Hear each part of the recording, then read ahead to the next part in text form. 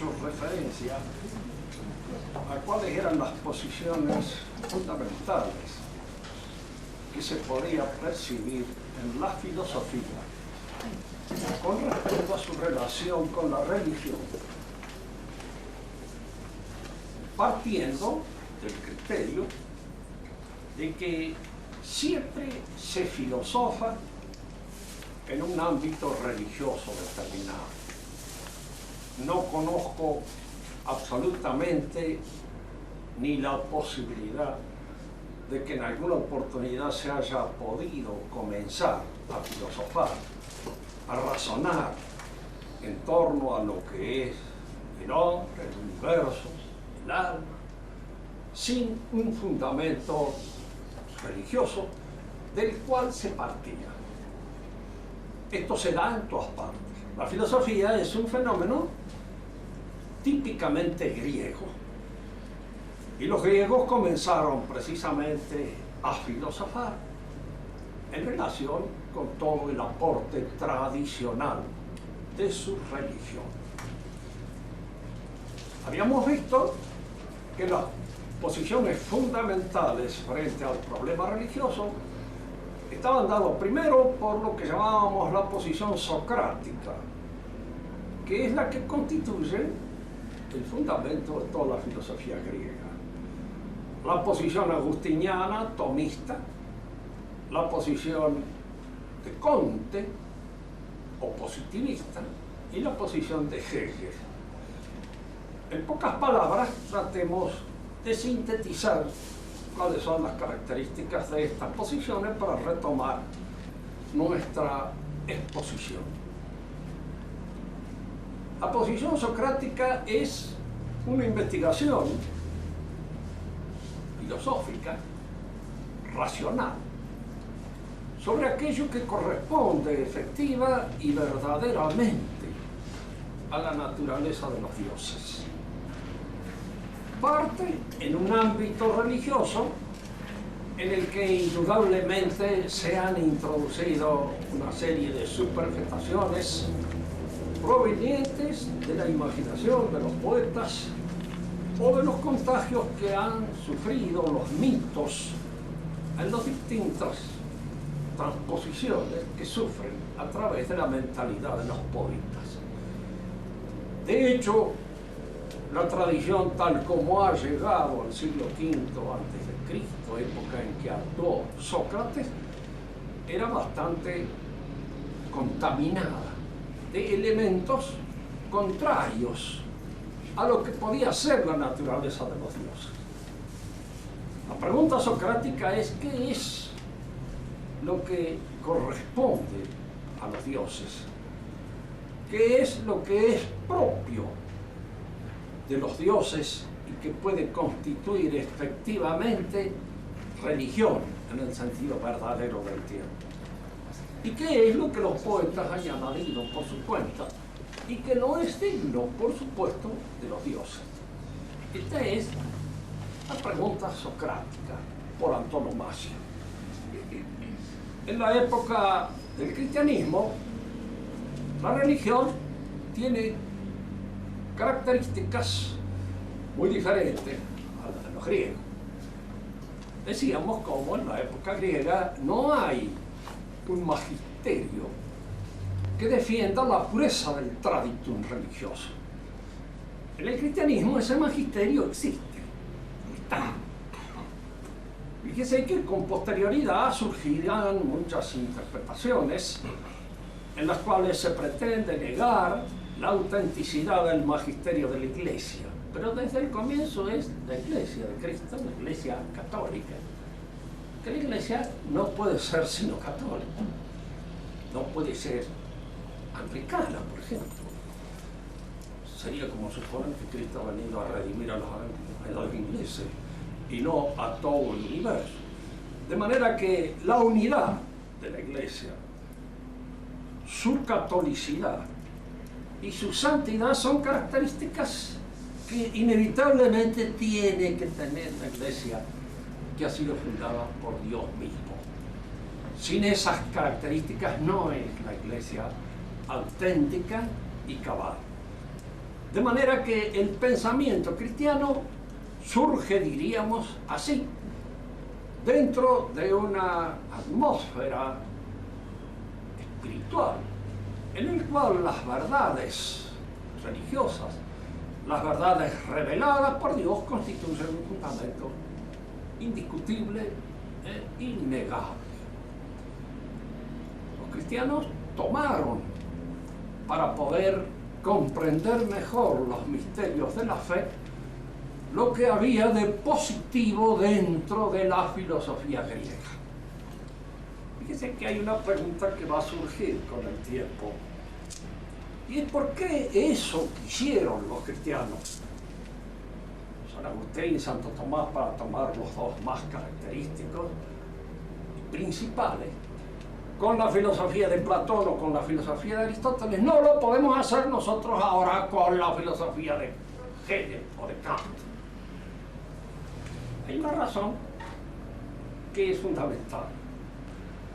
Los griegos filosofaron en una encuesta positiva en busca del centro divino. Filosofaron buscando la realidad del traditum religioso. Los modernos filosofan a partir del traditum religioso, pero en actitud negativa frente al traditum. Es decir, dando una interpretación del traditum religioso que tiende a secularizarlo, a laicizarlo, a vaciarlo de su contenido propiamente sobrenatural y por ende religioso. Por eso diríamos que los cristianos toman a los griegos en el camino de ida hacia el centro divino. Y no pueden tomar a los modernos porque vienen de vuelta del centro divino. Porque en cierto modo han rechazado en su pensamiento o han tratado de vaciarlo de los contenidos sobrenaturales, buscando la realización de una filosofía que ya no se adecua a las exigencias del traditum religioso. En la charla de hoy vamos a comentar, exponer en líneas generales el pensamiento religioso de la filosofía griega.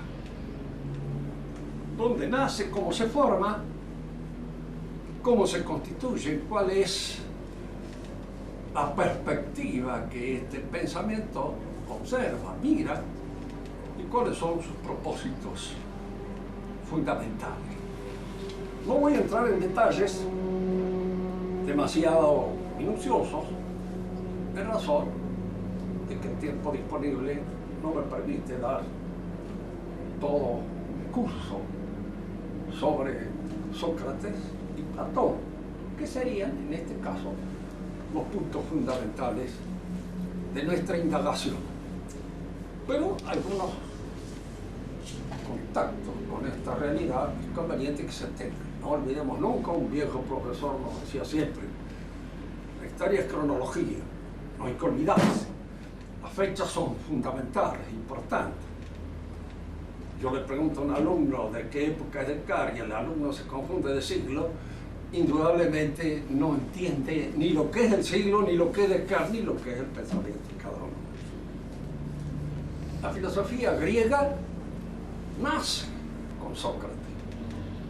En el siglo V, antes de la era cristiana, 400, Sócrates mismo debe haber nacido, según él mismo lo indica, en los últimos momentos de su vida, en el 469 a.C.,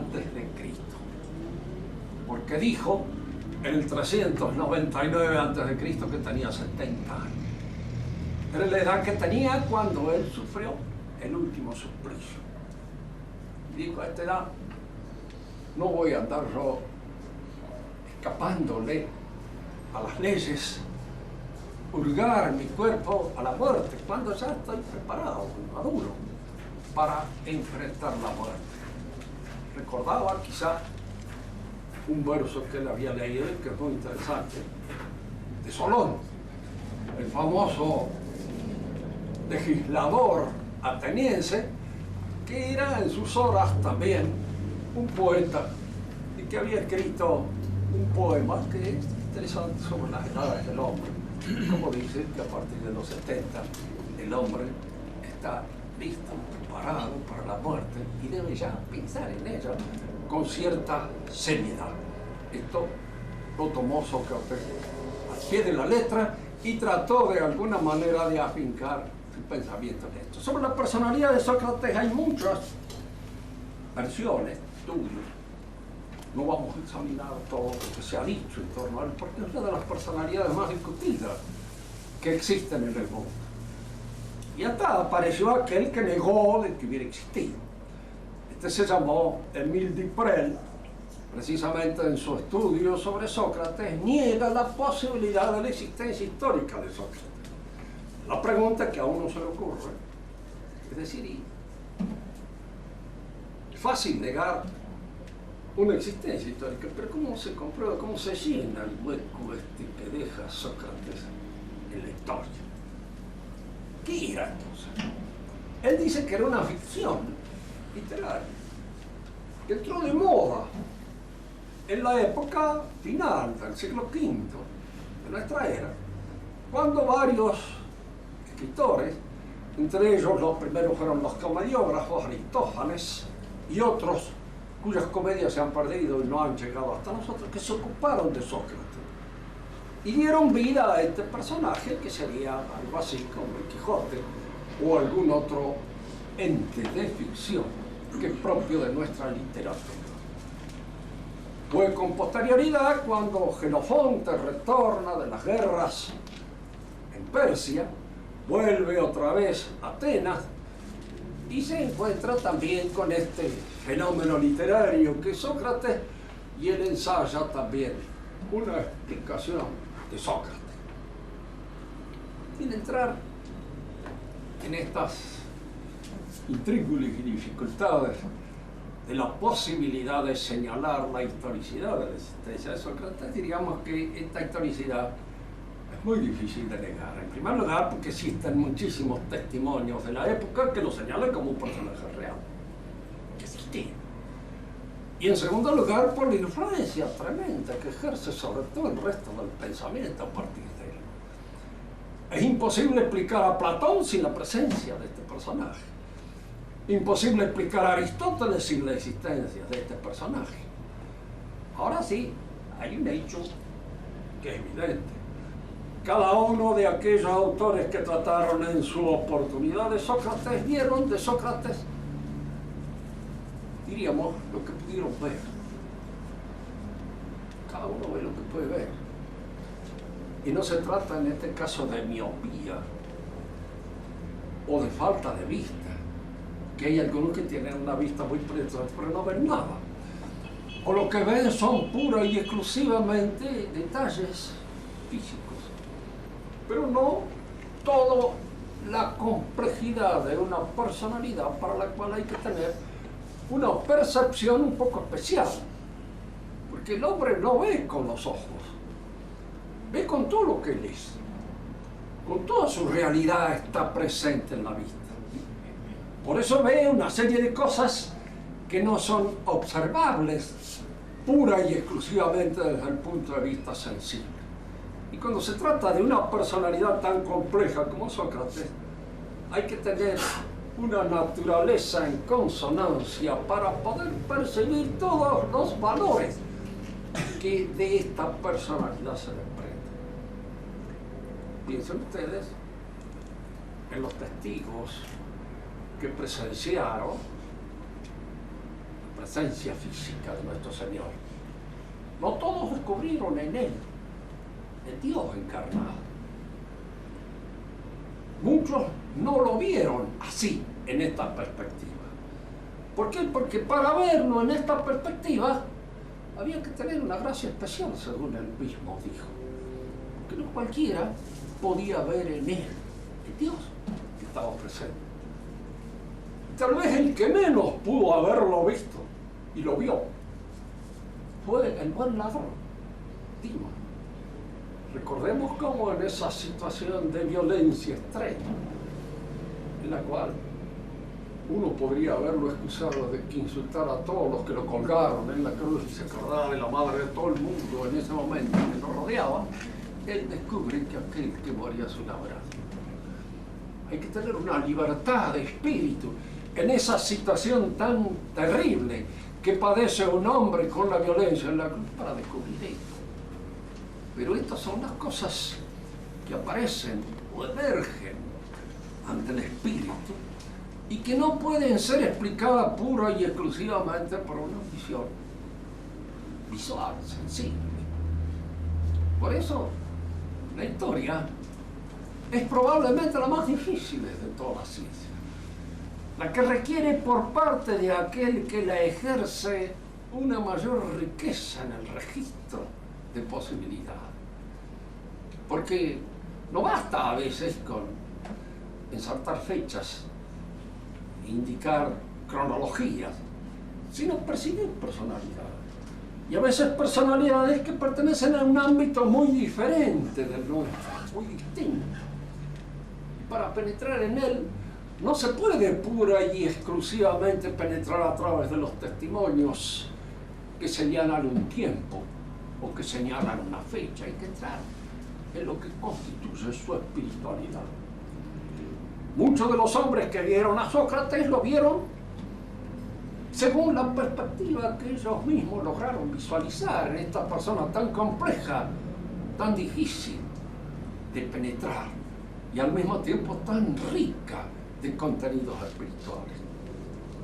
Aristófanes vio en Sócrates un sofista y un hombre que en alguna medida, diríamos así, se presentaba ante Atenas tratando de corromper un poco la espiritualidad de la fe ateniense, porque combatía la fe oficial, tal como oficialmente estaba dada.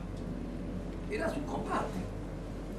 Esto no lo entendió Aristófanes, que era un conservador a la antigua, es decir, un conservador del orden en la calle, un conservador de las cosas que en alguna medida constituyen los hábitos mentales de la mayor parte de los atenienses. Y él combatió en Sócrates el revolucionario, que no era en el sentido moderno del término. Sócrates era más conservador que Aristóteles, pero lo que Sócrates trataba de conservar era precisamente el traditum religioso que se había perdido de vista en el curso de los siglos. Eso es lo que trataba él de penetrar con su indagación. Genofonte también lo vio a Sócrates y recordó sus años juveniles, en la época en que él los frecuentaba. Fíjense que hay aquí una cosa que siempre los historiadores tropiezan con la dificultad de entender esto. Muchos muchachos jóvenes seguían a Sócrates con distintos motivos. Algunos aprovecharían la lección socrática por antonomasia, como lo aprovechó Platón.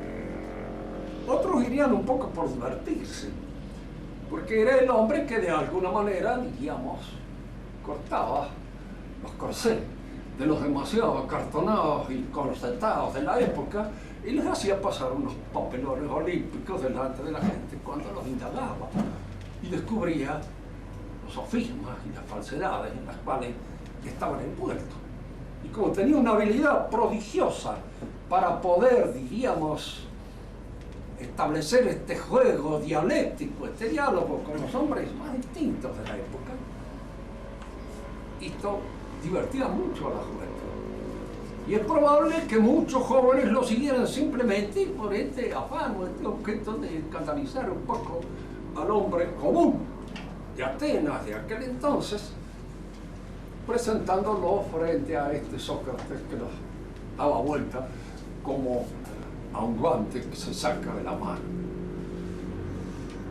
Genofonte lo presenta como si fuera un buen ciudadano, que él no entiende por qué a este buen ciudadano Sócrates, que pagaba sus impuestos, que hablaba bien, que era un hombre diríamos, de trato afable y delicado, incluso pudo haber sido procesado en un juicio inicuo. Qué curioso advertir, y siempre conviene tener en cuenta la comparación, aunque esta comparación sea una analogía bastante distante con Cristo. La mayor parte de la gente que interviene en el proceso de Sócrates, como aquella parte de la gente que interviene en el proceso de Cristo, no intervienen con mala intención. No son malditos así, tal como aparecen en el cine, químicamente puros. Son hombres comunes, que defienden en cada caso la situación, que es la situación que ellos tienen casi la obligación oficial y profesional de defender. Y en esta defensa casi oficial, casi profesional de su situación es cuando se comete la peor de las iniquidades, porque es precisamente a partir de esa observación pura y exclusiva de lo que es su situación profesional como se comete el error de no advertir la grandeza que se da en la persona a la cual es condenado. En el caso de Cristo, Poncio Pilato era un excelente magistrado romano. No vio culpa y dijo, bueno, para mí no tiene culpa. Pero cuando vio que podía esto traer como consecuencia un levantamiento del pueblo, y este levantamiento del pueblo provocar una situación difícil para el gobierno que él representaba, cede a esta situación y dice, bueno, total, a fin de cuentas, no es el primer inocente que va a morir. Hay muertos tantos en este mundo. Uno más pasa. El caso de Caifás era lo mismo. Caifás era un representante de todos aquellos judíos que medraban con Roma. Eran los saduceos. Tenía interés en conservar el orden. Él era el hombre que, puesto frente a la situación romana, decía, nosotros no podemos militarmente entrar en combate con Roma. ¿Qué vamos a hacer? ¿Nos vamos a hacer degollar todo? No, nada, porque contra los romanos no podemos combatir. Este hombre puede provocar un levantamiento. No olvidemos nunca que hubo algunos acontecimientos con actos de levantamiento en la época de él, y que dada, diríamos, los carismas, que en este caso son ciertos, no en el caso en que nosotros nos referimos a los carismas que puede tener este o aquel seductor del pueblo. No, este es el carisma real, los carismas que él tenía y que esos podían proyectarse y ser de alguna manera manejados por un proyecto subversivo y provocar una subversión mayor. Entonces, cuando él dice, preferible que muera un hombre y no que todo un pueblo sea sacrificado, lo cual desde el punto de mira de él es perfectamente cierto. No hay allí iniquidad ninguna, ¿verdad? Lo que pasa es que no vieron al Dios encarnado. Tenían la obligación de ver. Eran los sacerdotes. Eran los que estaban a la cabeza del proceso religioso. Y lo vieron los religiosos. Aquello que de alguna manera era el objetivo, el propósito de su oficio. Y fíjense que esto pasa muchas veces. Y lo van a ver ustedes en muchísimas oportunidades en que el hombre que tiene por oficio la defensa de la fe no la defiende. ¿Por qué? Porque la ha perdido de vista. La ha perdido de vista. En el caso de Sócrates pasa algo parecido.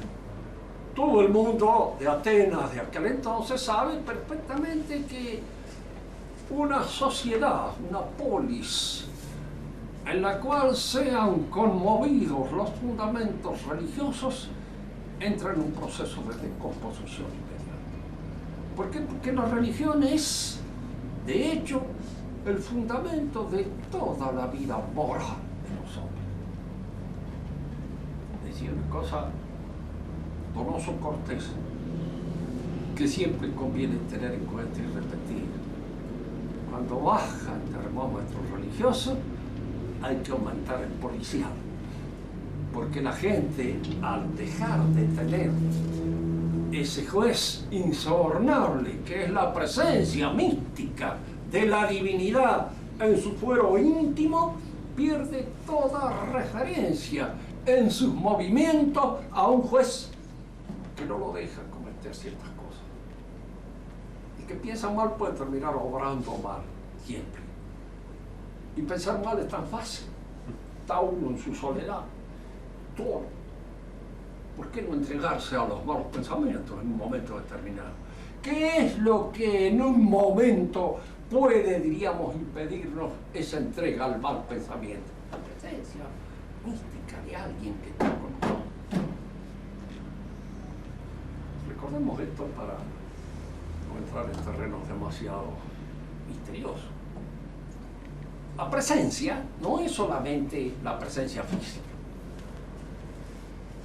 Podemos estar nosotros frente a muchas personas que están físicamente frente a nosotros. Pero hay presencias que obran en la interioridad y que no están físicamente presentes. Pero los tenemos presentes en todos aquellos actos en que de alguna manera medimos la responsabilidad y la proyección de nuestras acciones. ¿Cuántas veces la presencia íntima de un hombre, de una persona, de una mujer, de un ser que uno quiere, a uno lo contiene y lo retiene? Con más, diríamos, autoridad todavía, cuando esa presencia íntima es la presencia mística de Dios. Está allá. En una sociedad donde esta presencia mística no obra, no actúa, no opera, es una sociedad en la cual los hombres se encuentran en ese problema que es el que acongoja a los hombres de nuestra época, de la soledad. Se está solo.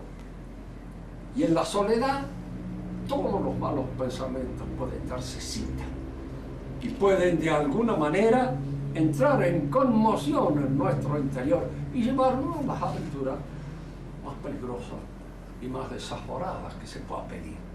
Por eso los hombres que veían en la personalidad de Sócrates un hombre que atacaba el fundamento en función del cual la sociedad vivía, lo consideraban peligroso. Era peligroso. Pero, claro, aquí es otra vez válido la comparación. Cristo también. El escándalo para los judíos. A fin de cuentas, ellos se habían hecho una idea especial de lo que debía ser el Mesías. Les dije que acá conviene señalar también esto, aparte, ¿no? Es conveniente señalarlo, y se señala a veces demasiado. Nosotros llamamos en general judíos a los miembros del pueblo de Israel que tuvieron una oposición a Cristo, que no lo reconocieron como Mesías. Pero muchos del pueblo de Israel lo reconocieron y fueron los primeros cristianos. De manera que fueron ellos los que de alguna manera constituyeron y fundaron la tradición que se iba a proyectar en todo el occidente bajo el magisterio de la Iglesia Católica. Y judío se llamó más bien a todos aquellos que se separaron. Digo más bien porque no es segura esta definición. Por ahí San Pablo dice en varias oportunidades cuando yo pertenecía a los judíos, y está señalando a los judíos. Y nuestro Señor, cuando habla de los judíos, habla de aquellos que los persiguen, de aquellos que son sus enemigos. Y cuando se encuentra con un israelita como Bartolomé, dice: "Es que vedere israelita, en cui no es solo".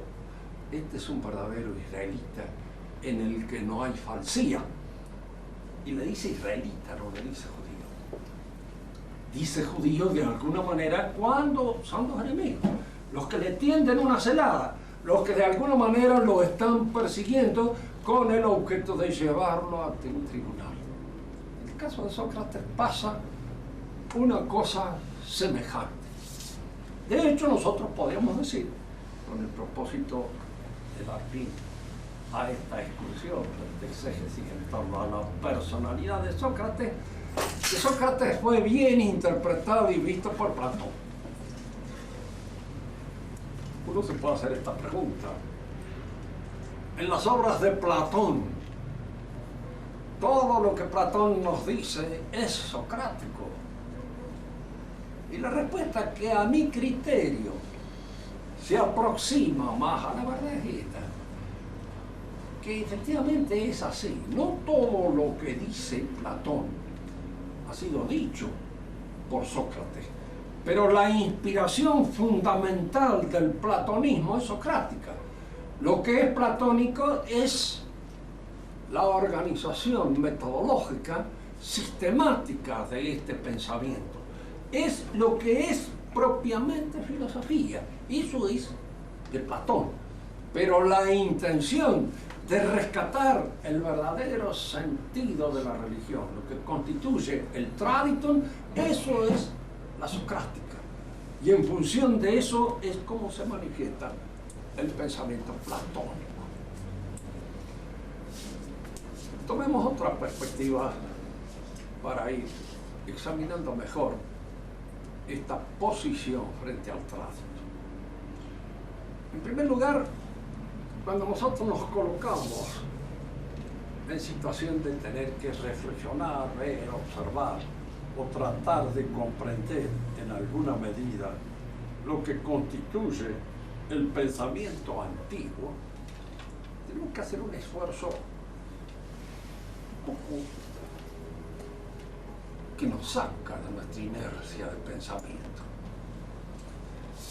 Nosotros no solamente pertenecemos a una civilización distinta de la civilización griega, diferente en sus motivaciones y en sus fundamentos, sino que nosotros pertenecemos, de hecho, todos nosotros, a una civilización en su periodo de decadencia fundamental.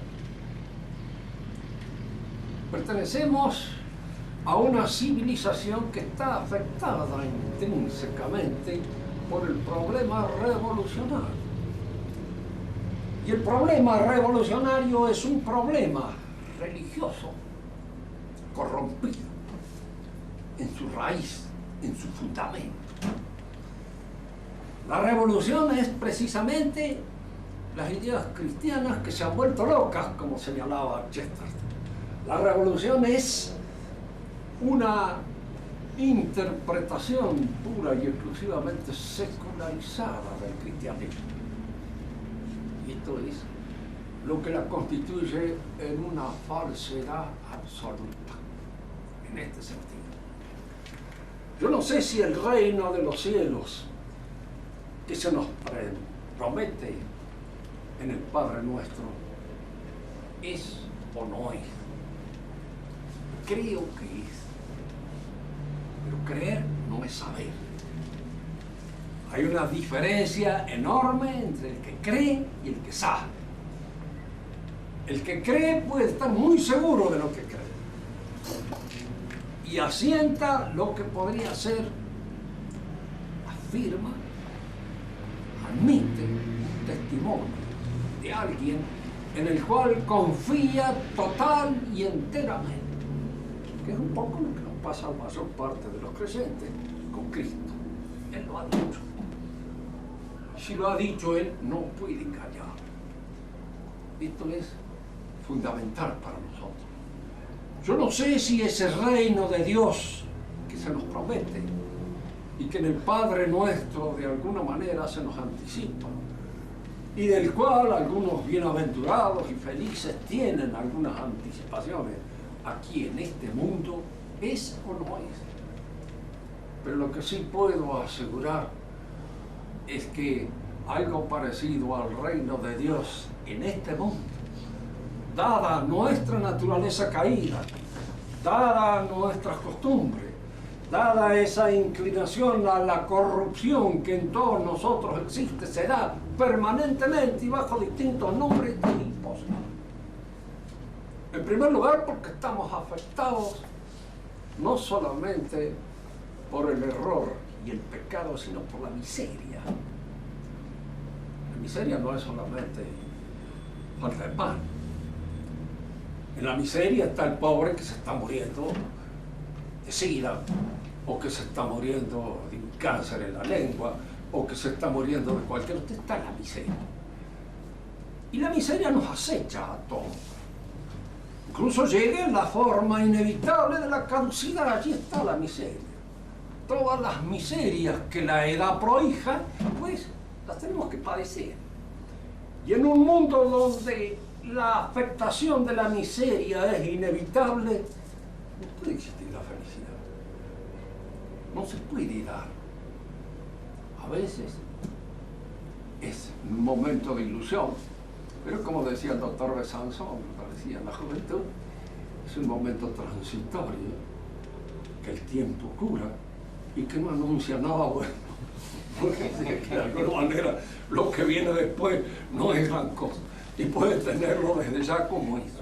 Es decir, el mundo revolucionario es el que nos promete precisamente que aquellas promesas del cristianismo se van a dar acá, en este mundo, y por mediación precisamente del hombre. Por eso es un mundo antropocéntrico, que se funda especialmente en el hombre.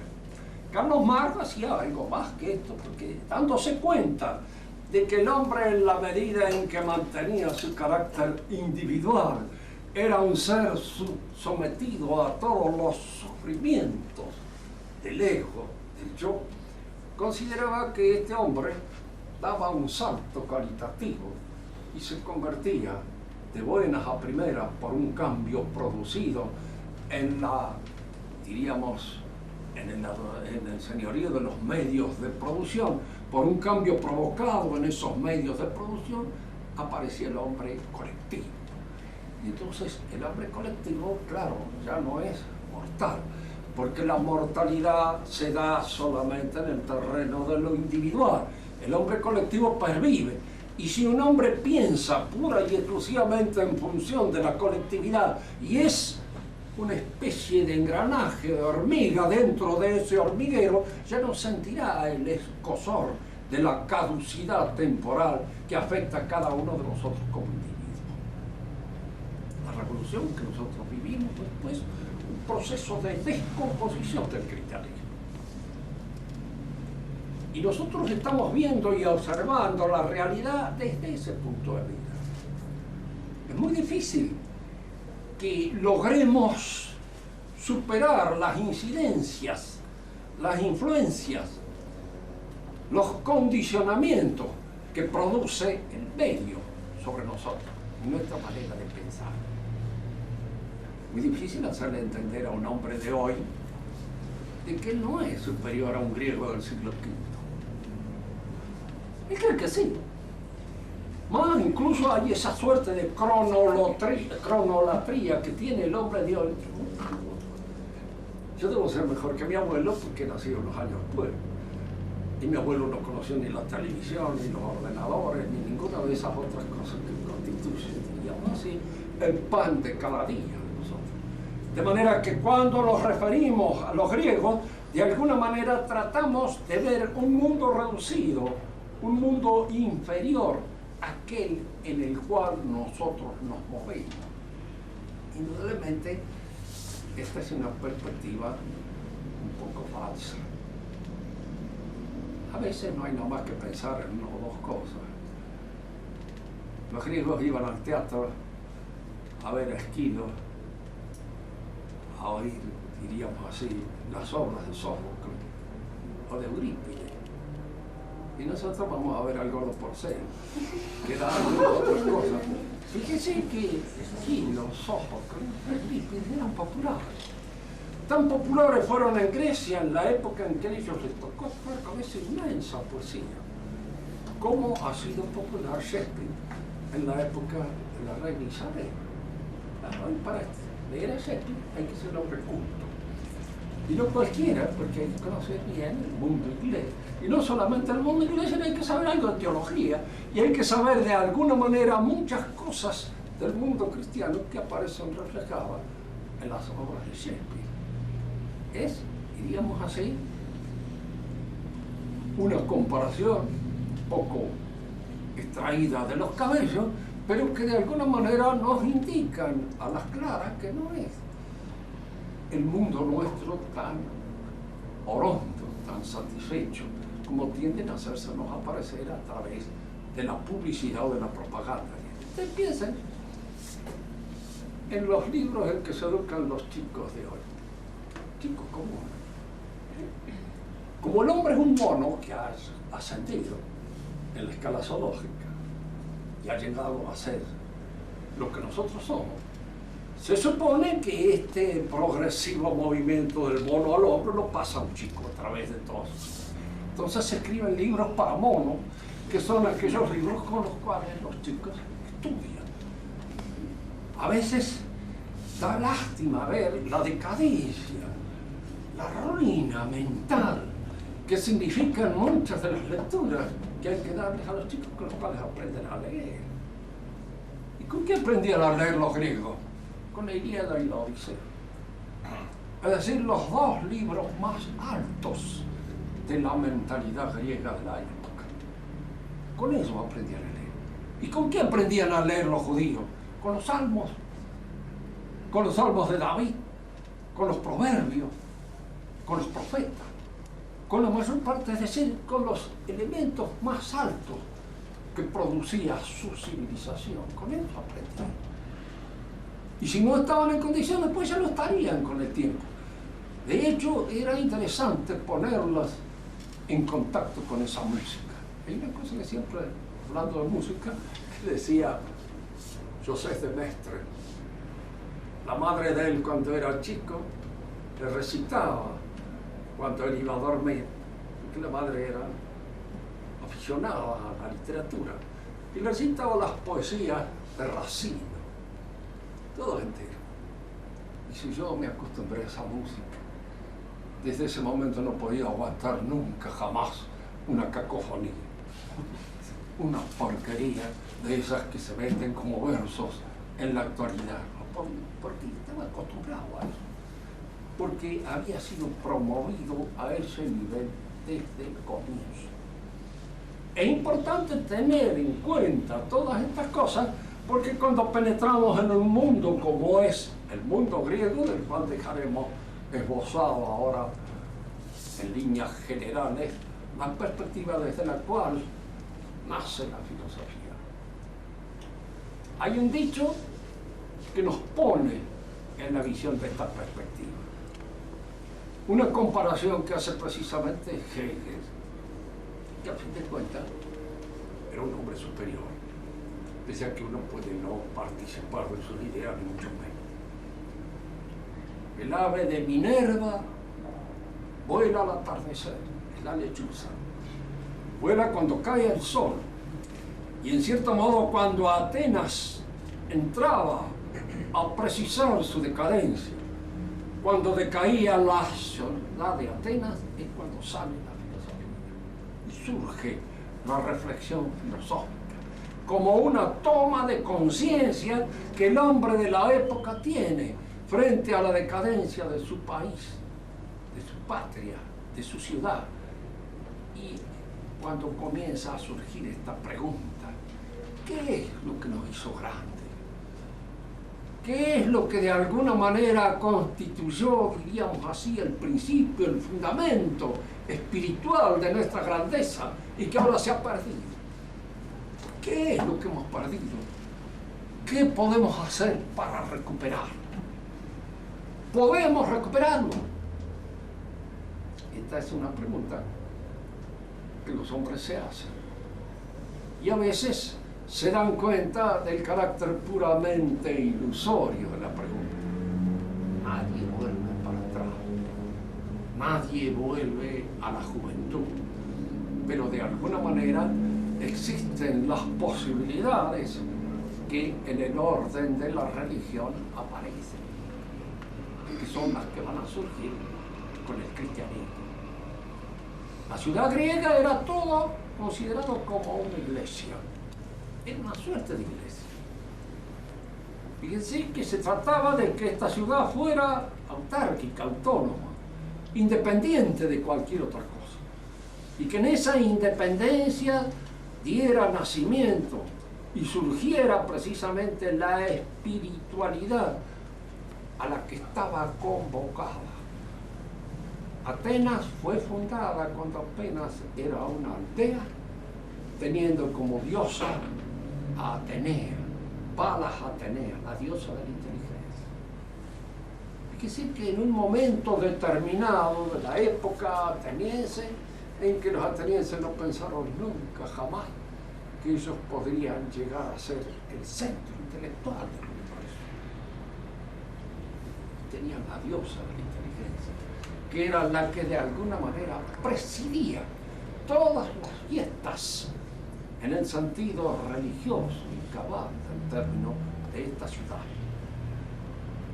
¿Cómo se podía volver a reconquistar esa situación perdida? Esta es la indagación de la socrática que examinaremos en la compañía de Platón en la próxima conversación. Si ustedes quieren hacer alguna pregunta para aclarar algún punto que haya quedado un poco en el aire, es la ocasión de hacerlo. ¿Qué dice el párrafo? Oiga. Si puede desarrollar en 2 minutos más esa noción del vaciamiento del contenido sobrenatural. Religioso. Religioso, sí. Bueno, hay un proceso que en términos jurídicos creo se llama secularización. Cuando se convierte un bien que pertenece a la Iglesia en un bien secular.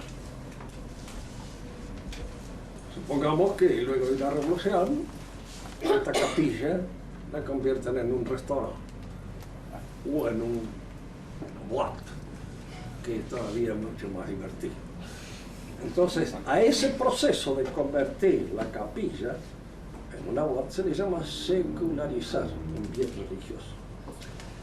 Ahora, los bienes religiosos pueden ser de orden material, como es el caso de la capilla, pero puede ser de orden espiritual.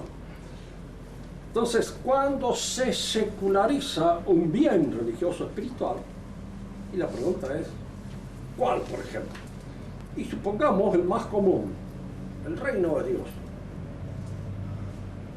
En la enseñanza teológica católica es un acontecimiento escatológico que ha de suceder al fin de la historia y que requiere para llegar a él el paso inevitable de la muerte.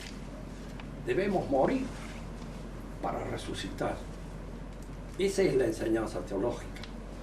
Indudablemente puede no ser, pero si el reino de Dios existe, es el reino místico.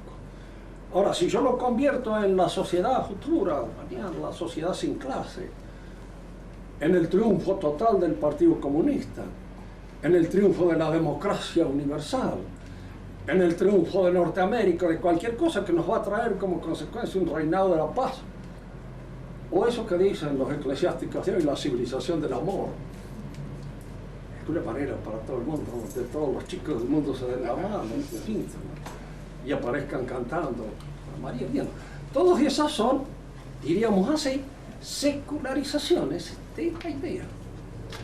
En el fundamento está esta idea. Tomemos otro, por ejemplo, esta idea secularizada. El pecado original.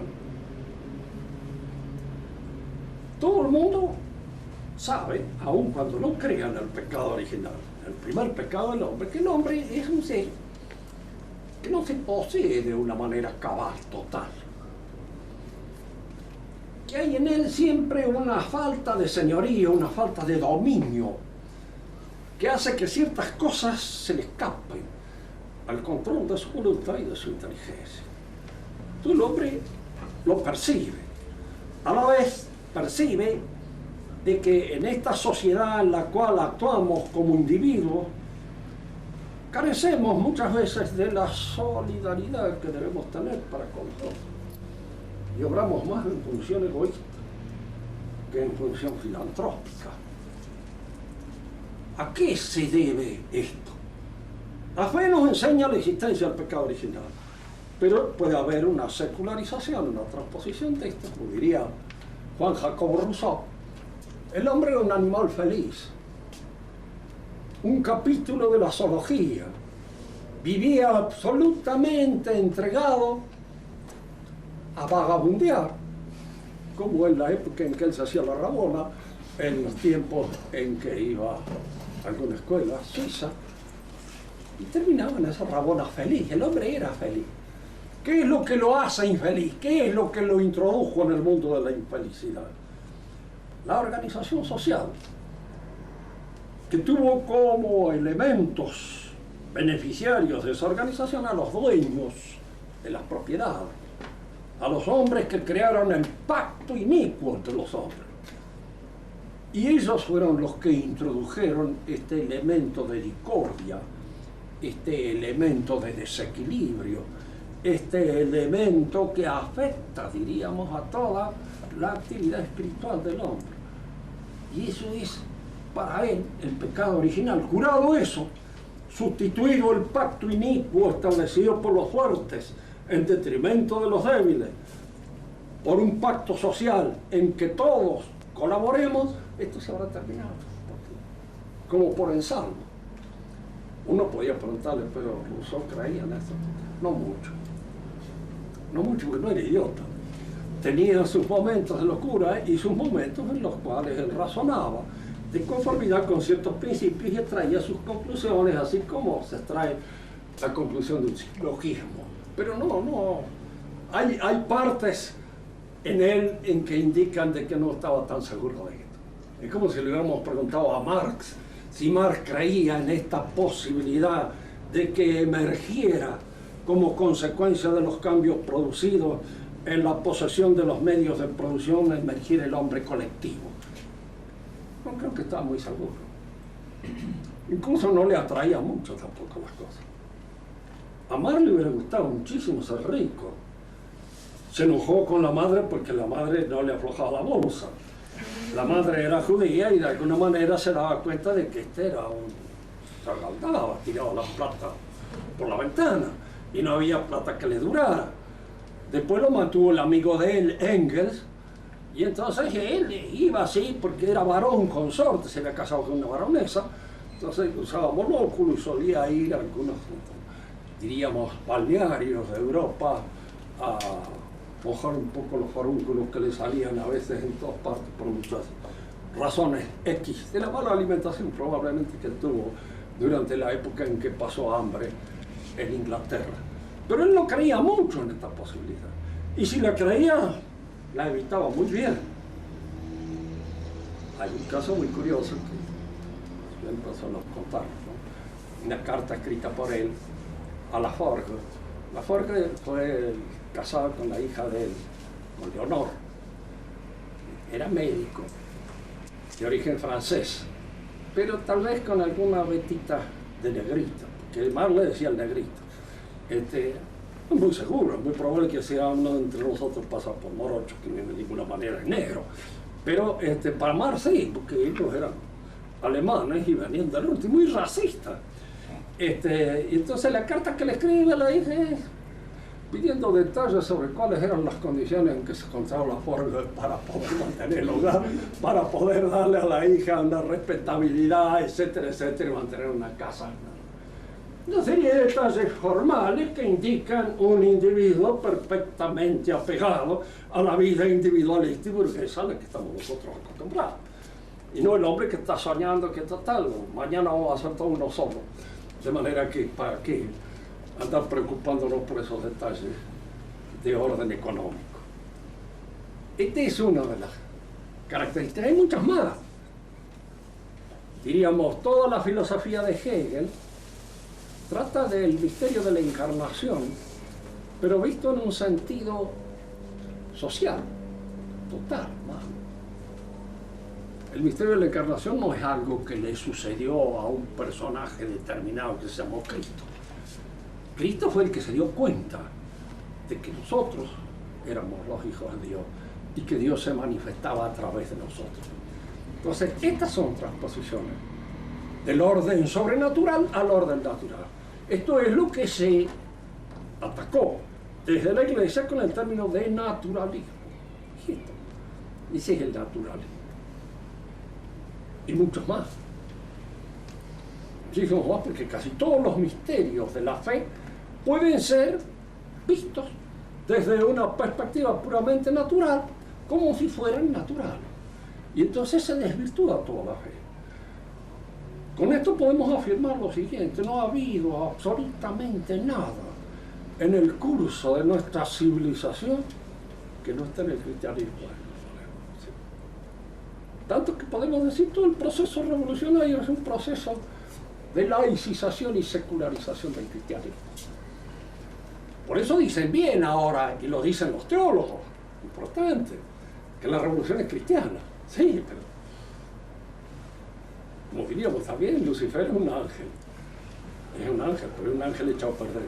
Y la revolución es un cristianismo podrido, corrompido, con sus raíces. Esa es la realidad. Por eso nosotros a veces desde esta perspectiva, para enfocar un mundo como el mundo griego, nos encontramos con ciertas dificultades de entender. No olvidemos nunca que somos hijos de esa revolución individualista, a marcha martillo, liberales, todo, que hemos sido formados en hogares liberales.